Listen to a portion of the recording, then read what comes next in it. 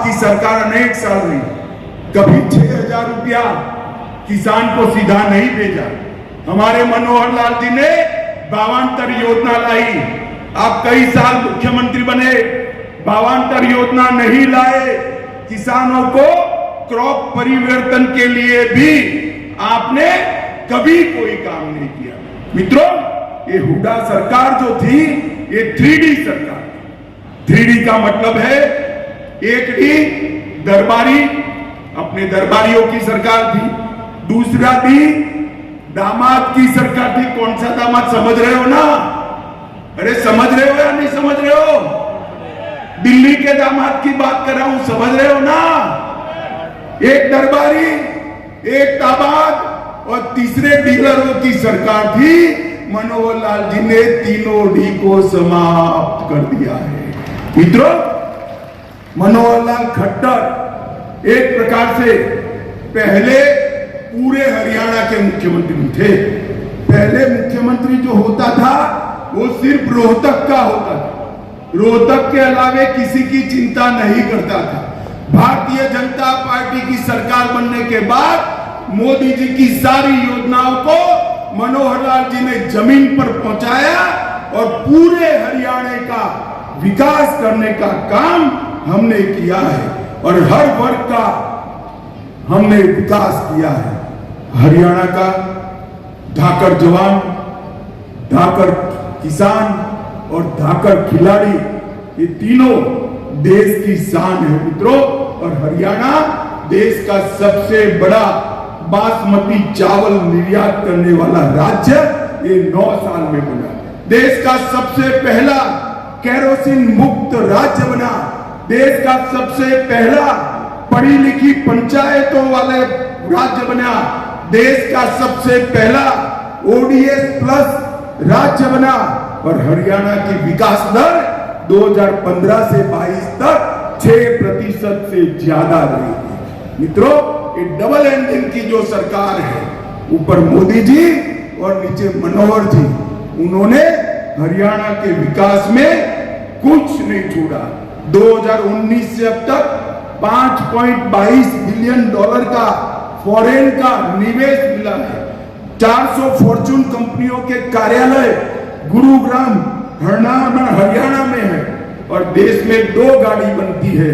मेरी बात ध्यान से सुनना सिरसा वालों, देश में 2 गाड़ी बनती है तो इसमें से 1 गाड़ी मेरे हरियाणा से बनकर देश में जाती है।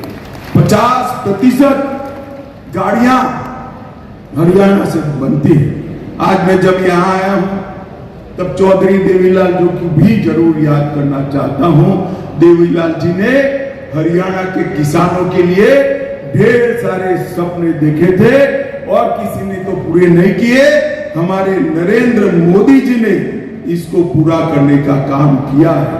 मित्रों, हरियाणा नशे का शिकार बन रहा है। मैं आप सभी को कहना चाहता हूं, देश का प्रधानमंत्री नरेंद्र मोदी जी इस बात से बहुत चिंतित है और उन्होंने भारत सरकार के गृह मंत्रालय के सामने एक लक्ष्य रखा है कि कुछ ही समय में भारत नशा मुक्त होना चाहिए और ये अभियान हरियाणा में चालू हो गया है।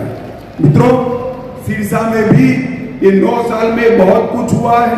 1513 करोड़ रुपए का किसानों को बीमा का क्लेम दिया है हमने। राष्ट्रपति द्रौपदी मुर्मू ने 22 एकड़ भूमि पर 1000 करोड़ के साथ मेडिकल कॉलेज की आधारशिला रखी। सिरसा फतेहाबाद मार्ग का निर्माण चल रहा है। कई नए पुल बन रहे हैं। सिरसा के तेजाखेड़ा, आशाखेड़ा और चौटाला की जमीन पर मेगा फूड पार्क बन रहे हैं। सिरसा में एक नए जल उपचार संयंत्र का निर्माण हुआ है और सौर ऊर्जा केंद्र भी गुजरात में बन रहे, सिरसा में बन रहे हैं। मित्रों, एक कॉन्स्टिट्यूएंसी में इतना सारा विकास कभी पर नहीं हुआ। सुनीता दुग्गल हमेशा भारत सरकार के मंत्रियों के पास आपके सवालों को लेकर झगड़ा भी कर लेती है और गिड़गिड़ा भी लेती है। एक ताली सुनीता बहन के लिए बजा दीजिए सभी। मित्रों, ये हुडा जी हमेशा कांग्रेस की बात करते हैं। मैं हुडा जी को पूछने आया हूं, हुडा महाराज, हिसाब लेकर हरियाणा की जनता को दो कि आपके शासन में, कांग्रेस के शासन में ऊपर नीचे दोनों आपकी सरकारें थी, आपने हरियाणा को क्या दिया।